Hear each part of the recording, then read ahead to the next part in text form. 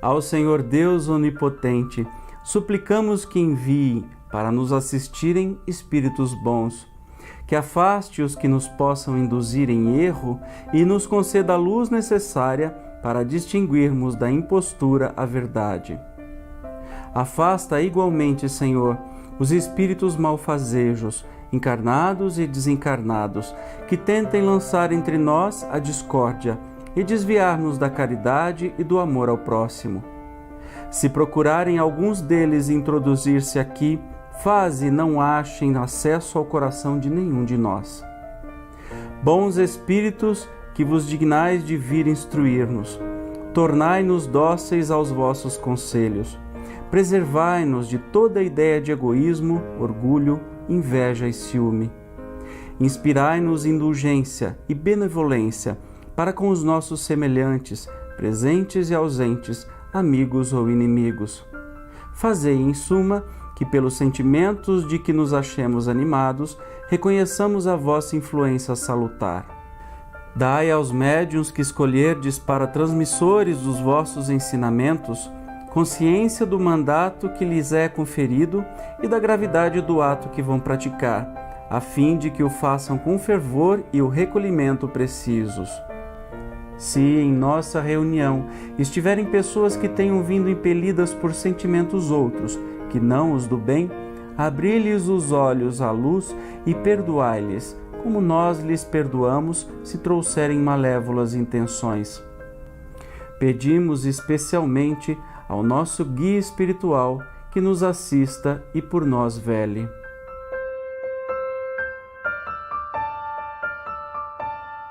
Mas encaixa. Meus irmãos, que Jesus esteja entre nós. Judas somos cada um de nós quando colocamos o poder acima do amor. Enquanto que a manjedoura, embora poderosa, simbolizou o amor e a humildade, o poder perseguiu o menino Jesus. Herodes mandou matar, assassinar todas as crianças de Belém até 2 anos de idade. Enquanto o amor falou aos sacerdotes de Jerusalém, sabedoria, humildade, fé, esperança, o poder perseguiu a Jesus da manjedoura até depois da cruz. Por que que o poder terreno não suporta o amor? Por que que os poderosos se incomodam com os avatares, aqueles que são desapegados, tal qual o nosso mestre, assim como outros tantos? Francisco de Assis necessitou da autorização do Papa para que ele pudesse continuar a pregar, porque já estava sendo perseguido. Perseguido dentro de casa, perseguido por alguns poderosos do seu tempo. Judas preferiu o poder. Na verdade, ele não traiu Jesus, porque a traição significa fazer algo às escondidas. Jesus sabia o que Judas deveria fazer. Tanto que na última ceia ele disse: vá e faça o que tem que ser feito. Mas Jesus não disse a Judas: faça uma barganha, ou seja, negocie com os principais sacerdotes. As 30 moedas significavam um valor que se pagava a qualquer delator diante de um perseguido.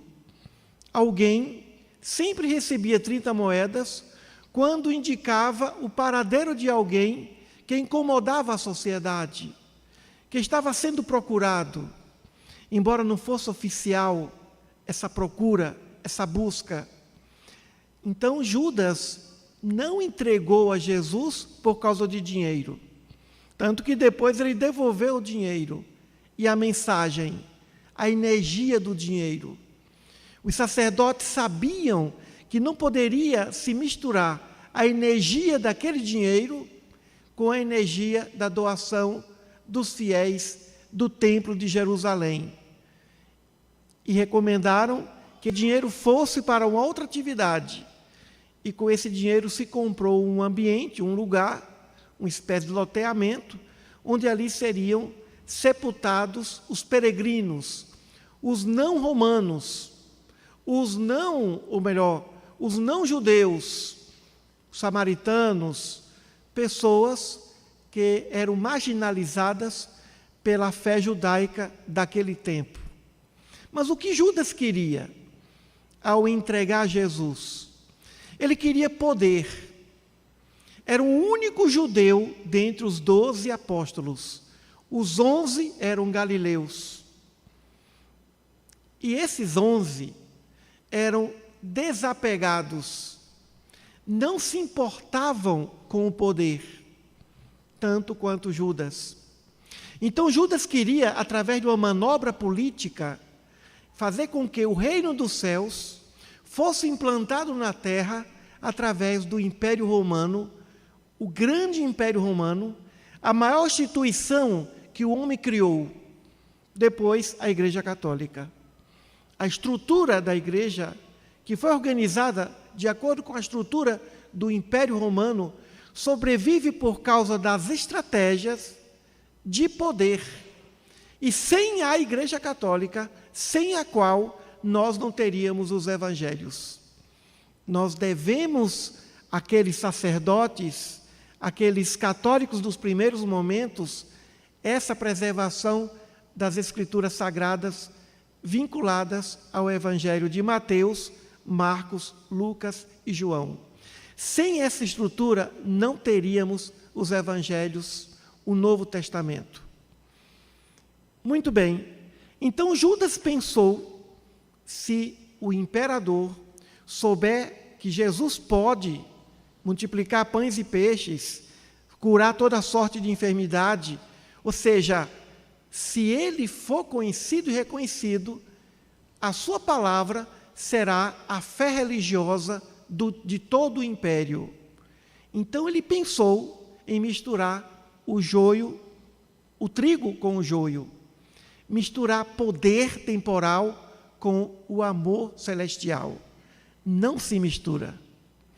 Quando o indivíduo busca o poder, ele está a caminho do suicídio, do arrependimento e depois do suicídio.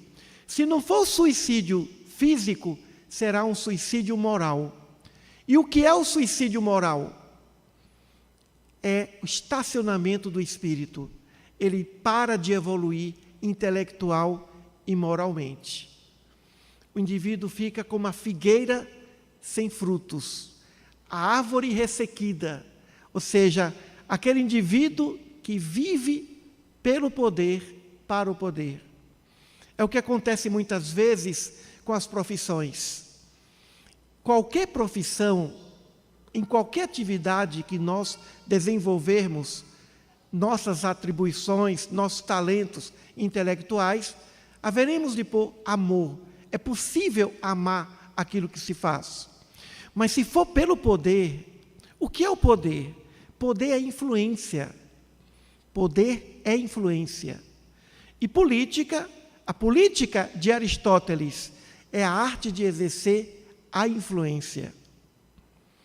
Então Judas queria o poder temporal para elevar o poder espiritual. Ele se enganou, ele se equivocou, mas Jesus sabia desse equívoco de Judas, sabia e conhecia os pontos fortes e os pontos vulneráveis de todos os seus apóstolos. Judas amava profundamente o Mestre, amou tanto quanto e talvez até mais do que muitos dos 11 apóstolos. Tanto que ele aceitou essa missão, a missão de entregar Jesus. Mas não pela razão do poder, mas pela razão de se cumprir uma determinação do alto. Jesus teria de passar por todo aquele sofrimento. Ele profetizou, e Judas seria apenas mais uma pedra de toque para que ele pudesse passar pelo que ele teria de passar. Mas não com a estratégia. Então, quando Judas recebeu a ordem do mestre, na última ceia, faz o que tem que ser feito, ele pensou, não, então, ele que sabe tudo, então ele sabe o que eu fiz, ele sabe o que eu penso, ele está aprovando o meu comportamento. Jesus não aprovou o comportamento de Judas no sentido de negociar a sua liberdade ou a sua prisão. Do mesmo modo, Pedro, quando Pedro negou Jesus 3 vezes, não estava ali negando Jesus, se acovardando, muito pelo contrário. Ele queria permanecer próximo a Jesus, já que Jesus foi preso, estava na casa do sumo sacerdote, e Pedro queria ficar por ali, já que ele tinha uma certa influência com Pilatos, para poder liberar o seu mestre algum tempo depois. Então Pedro não negou porque se acovardou. Judas não entregou porque foi falso, porque foi hipócrita. Muito pelo contrário, ele participou de um projeto divino, que era de entregar o mestre, mas não segundo as suas intenções, para implantar o reino dos céus na terra, através do Império Romano, através de uma manobra política. Meus irmãos, o poder é fascinante. A influência de poder dizer faça e faz, e obedece, é fascinante. Mas ele é como a água do mar. Se bebe, é muita água, esplendoroso, mas não mata a sede do espírito. E quantos de nós vivemos uma vida inteira para termos poder, fama, glória, riquezas, para termos influência? E nos deparamos com obstáculos eficazes, que são também outros gananciosos que buscam poder tanto quanto o ambicioso. Quantos que se desviam do caminho das virtudes? Quando Sócrates foi preso e condenado à morte, em um momento queriam liberá-lo e disseram: Sócrates, fuja, salve sua vida. E Sócrates disse: para onde Sócrates vai? E para onde? Fugir para onde? E diante dos 500 juízes de Atenas, ele disse: cidadãos de Atenas, todas as vezes que os meus filhos se preocuparem com o poder, com as riquezas, mais do que com as virtudes, persegui-os, ó cidadãos, persegui-os do mesmo jeito que eu vos persegui, porque Sócrates priorizou a sua vida em busca das virtudes, e quando se busca a virtude, vai pelo barco do amor. O poder pode ser fascinante, o poder pode ser atraente, afinal, ele gera respeito, veneração, e essa busca de poder está em todo canto, em toda parte, em todas as instituições humanas, inclusive nas religiosas. Queremos o poder religioso. Eu tenho mais contato com Deus do que o irmão de outra religião. O grande sábio Confúcio queria o poder. Ele queria ser ministro da China para poder ajudar. A intenção não era o poder pelo poder, mas era ajudar o povo chinês.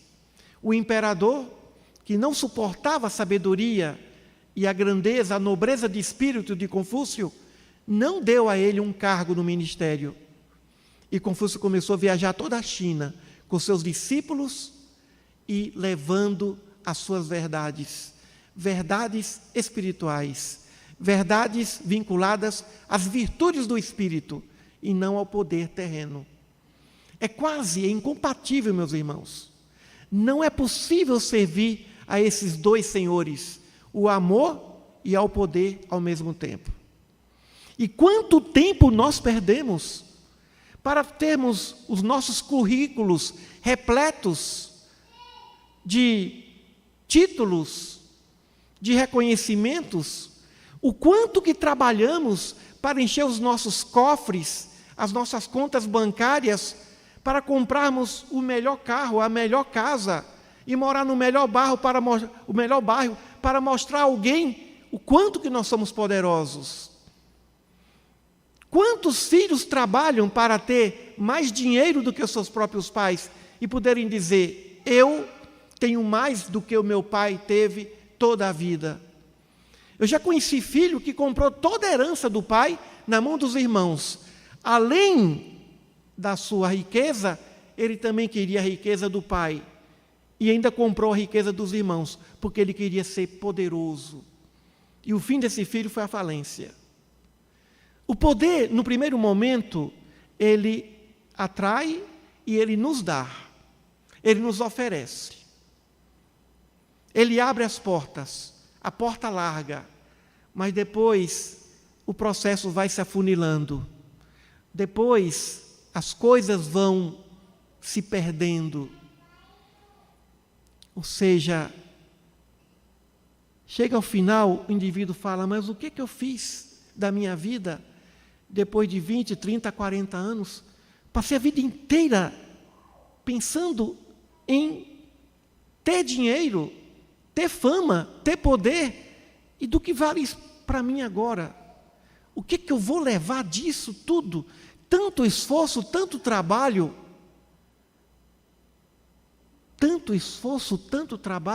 o que eu fiz do meu tempo? Continuo com as mesmas mazelas morais, continuo com os mesmos defeitos da minha juventude. Aonde me levou essa busca desenfreada pelo poder? Ao suicídio, ao arrependimento. Aí o espírito tem que retornar. Mais uma oportunidade, sucessivas encarnações, e falimos diante do poder. Jesus, nas 3 tentações, passou pelas tentações do poder. A primeira tentação, se tu és filho de Deus, transforma essa pedra em pão. Se tu és filho de Deus, atira-te daqui, do pináculo do templo, porque os anjos vão te obedecer. Eu te darei tudo isso se prostrares diante de mim. Sempre tentações vinculadas ao poder. E para onde isso nos leva?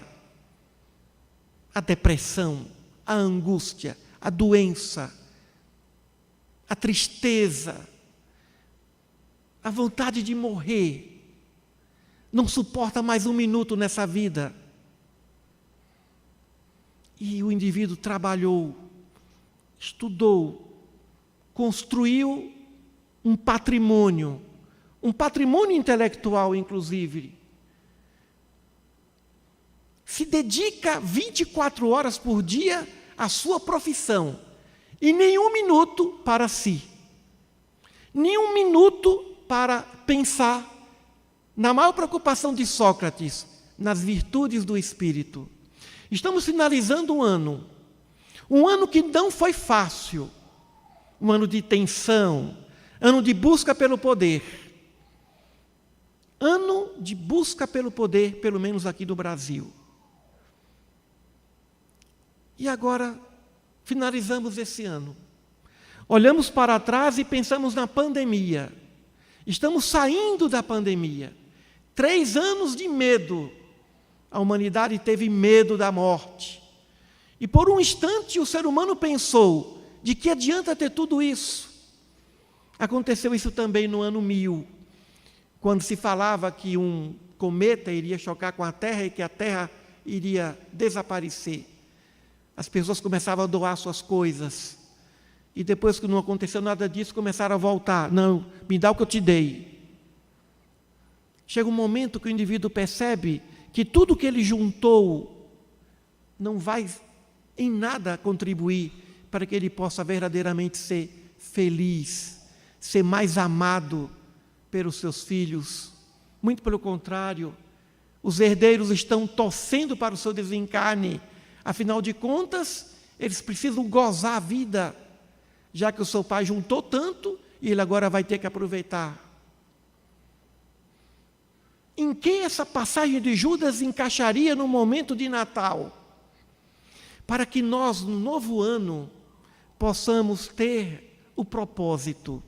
Esse ano, eu vou me preocupar mais com o perdão do que com o dinheiro.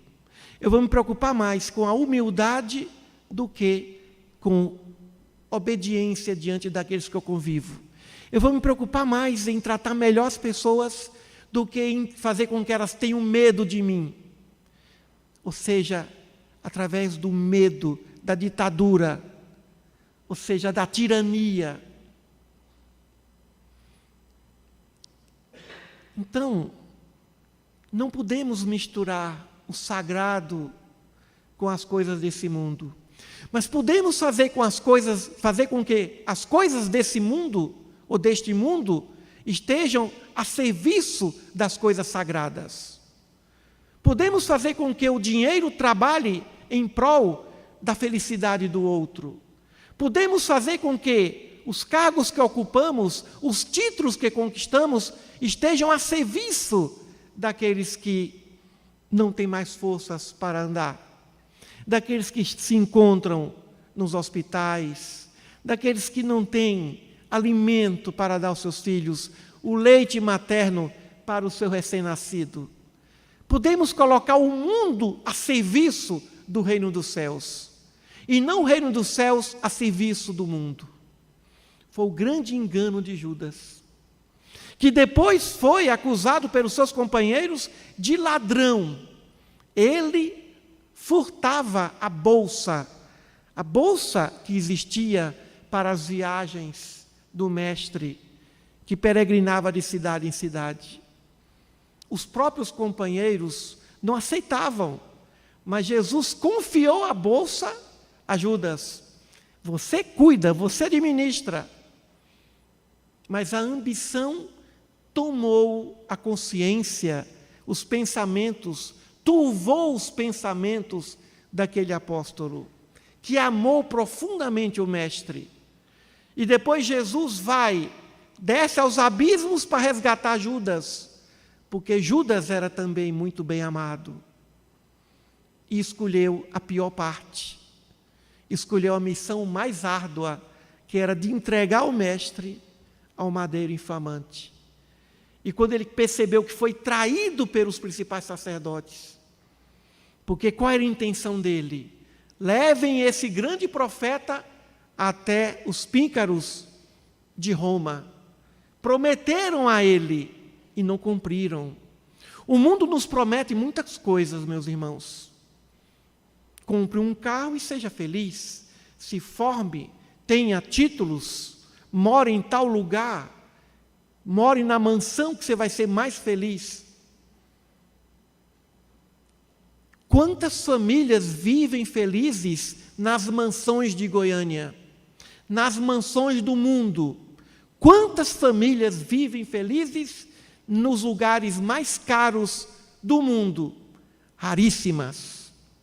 Raríssimas. Quase nenhuma. Quantas? Família real A, família real B. Quanta tristeza, quanta angústia, quanto sofrimento, decepção. Não há felicidade quando se coloca o poder acima do amor. No entanto, o amor que é realmente o real poder, o poder maior, o Senhor de todos os poderes, a mãe de todas as virtudes, nunca nos abandona. O amor estará sempre de braços abertos, mesmo na cruz, para nos receber, depois dos nossos desenganos. A parábola do rico e de Lázaro. Lázaro era um mendigo que sempre pedia e o rico menosprezava. No plano espiritual, o rico pediu ao pai Abraão, segundo a narrativa de Jesus, para que pudesse permitir que Lázaro levasse um pouco de água para ele, porque o poder faz isso, resseca, fome, sede insaciáveis. Não desperdicemos o nosso tempo, os nossos tempos, com muitas coisas. Precisamos de muito pouco para viver. Por que precisamos de tantas coisas? É tempo de Natal. Vamos reduzir 50% dos nossos guarda-roupas, dos nossos armários. Quanta coisa guardada. Para quê? Para nos sentirmos poderosos. Eu mesmo tenho livros que eu nunca vou ler. Nunca vou ler, nem abrir. Mas não consigo doá-los, porque eu quero me sentir poderoso por ter aquele livro na prateleira. O poder, a ilusão. E isso envolve não só livros, roupas, agasalhos, móveis. Fazemos questão de todas as gavetas estarem cheias. Lá em casa estamos na campanha. Gaveta vazia, né, Marilei? Gaveta vazia. Marilei acabou de ler uma obra que a autora fala que você tem que ter gavetas, lugares vazios, mas não. Cada cantinho da casa tem que ter uma coisinha. Não há uma parede vazia, uma gaveta vazia, um lugar vazio. E o lugar está cheio de energia parada. E o lugar pesa. E o lugar pesa. É tempo de Natal. O verdadeiro sentido do Natal, é renascer para o amor. Deixar o homem velho que se cansou do poder, porque o poder cansa, porque ele necessita de mentiras, de traições. São noites mal dormidas, são muitos remédios, remédio para dormir, remédio para acordar, uma dependência química para a manutenção de um poder que vai chegar até o cemitério e não vai levar a nada. Será fonte de discussão, de litígio, de briga mesmo, dos seus herdeiros. E quando um bem ainda é mal adquirido, pior fica. Pior fica a situação desses herdeiros. Não significa dizer que toda a riqueza esteja condenada, mas a riqueza deve estar a serviço das virtudes. A riqueza, o patrimônio devem estar a serviço daqueles que não têm, daqueles que precisam do necessário, do básico. Busquemos o poder do amor. Jesus foi e ainda é o arquiteto da terra, mas poderia ter nascido nas mansões mais luxuosas, douradas, os berços dourados, dos palácios reais mais requintados, mas ele preferiu o lugar onde os animais comiam e bebiam, o coxo, que a gente chama douradamente de manjedoura. Poderia ter tido uma vida mais tranquila, mas é como ele disse, o Filho do Homem não tem um lugar para reclinar a cabeça. Não tinha nenhum patrimônio, não tinha nada. Nada, absolutamente nada.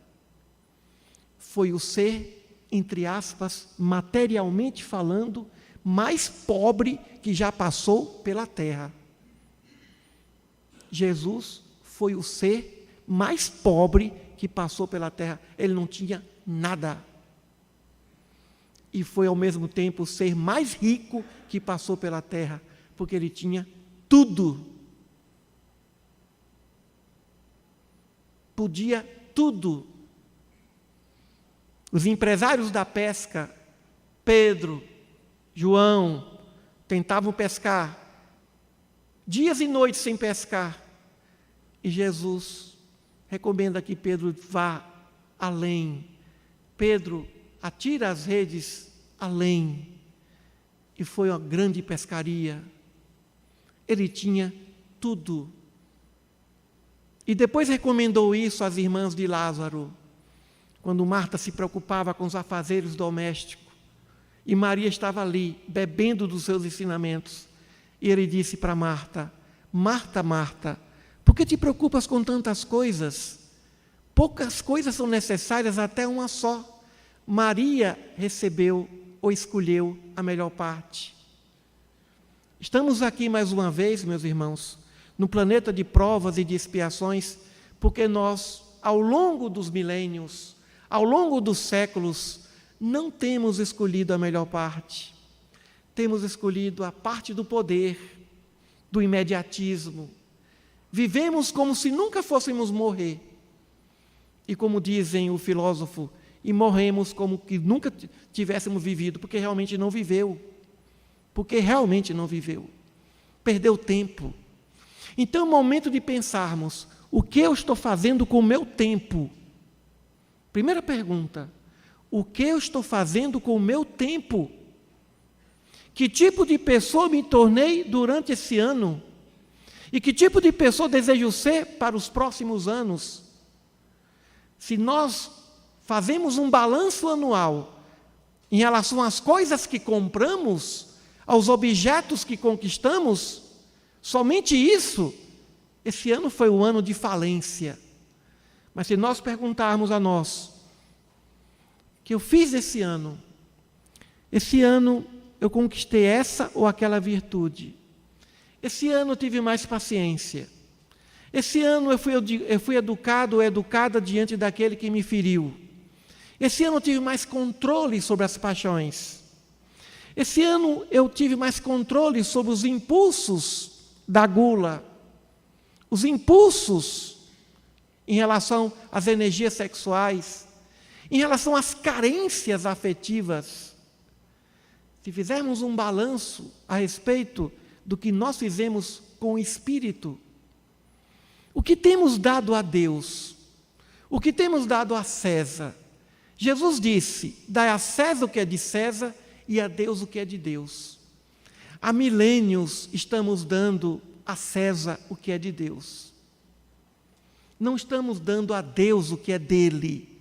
E o que é dele, nós, seres espirituais em evolução, estamos dando ao corpo o Espírito. O corpo está a serviço do Espírito, e não o Espírito deve estar a serviço do corpo. Então a mensagem de Judas, apesar de parecer no primeiro momento tão contrária a uma palestra sobre o Natal, e que se abriu ao acaso, é momento de reflexão, para deixarmos e abandonarmos essas ambições que não nos levarão apenas, senão, a sofrimentos atrozes, a ilusões, canto de sereia. O tempo passa, a vida passa muito rápido. 50, 60, 70, 80, 90 anos na Terra é pouco tempo. E aí o Espírito desencarna. O império que construiu agora está na mão de irresponsáveis e desencarna, apegado, preso, refém do poder temporal, ilusório e passageiro que criou. Reflitamos sobre isso. Suportemos as tentações do poder. Nunca coloquemos o dinheiro como escolha de uma profissão. Nunca coloquemos o dinheiro como escolha de um amor, de uma mulher, de um homem. Nunca coloquemos o dinheiro como condição para morar nesse ou naquele lugar. Nunca coloquemos a fortuna, a fama. A fama, como a fama é atraente. Ser famoso, celebridade, conhecida, conhecido. Mais do que isso, reconhecido, reconhecida. E chega um momento que passa a ser temido ou temida. Vamos abrir os braços nossos para o amor, para as virtudes do Espírito, buscando o reino dos céus e sua justiça. E todas as demais coisas que nós suamos para conquistar virão de graça, cairão sobre nossas mesas, de graça. Vamos ao encontro do infortúnio, que a fortuna nos acompanhará. Vamos ao encontro da dor, que o remédio e o alívio nos procurará desesperadamente. A nossa felicidade depende exclusivamente da felicidade que propusermos aos nossos semelhantes. Assim, nós vamos seguir o caminho do amor, a escolha sublime do nosso Mestre. Ele escolheu o poder maior, o poder do amor. E quando se busca o poder do amor, o poder das virtudes, evidentemente que os poderes horizontais se curvarão, poderão aparecer se for o caso, mas eles não podem ser as razões das nossas existências. Senão, repetiremos encarnações, ficaremos em arrependimento e estaremos em suicídio. Há muito suicídio. Pessoas que se entregam à bebida, que se entregam às drogas. Suicídio daqueles que se entregam de domingo a domingo a trabalho profissional. Não tem tempo para a família, não tem tempo para os filhos, não tem tempo para si, não tem tempo para a sua saúde, porque tem que trabalhar, porque tem que sustentar, porque tem que ganhar mais dinheiro, porque tem que ser imprescindível no seu ambiente de trabalho. Que Jesus nos abençoe. Um Feliz Natal a todos.